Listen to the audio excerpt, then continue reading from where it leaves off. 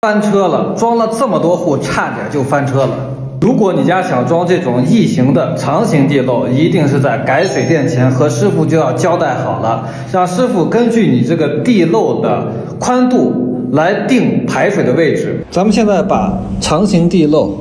示意装上，这个时候我们就要注意一下两边这边离墙的距离有多少，你这个长条地漏的长度是多少，或者是说它的这个宽度是在多少。比如说我们靠墙要留到的尺寸，还有靠边留到的一个尺寸究竟是在多少。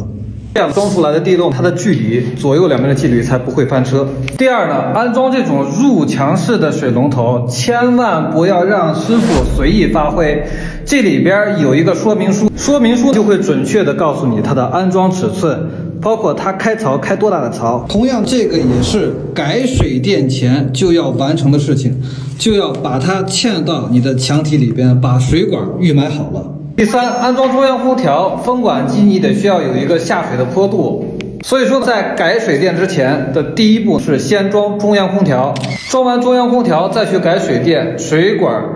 的高度就要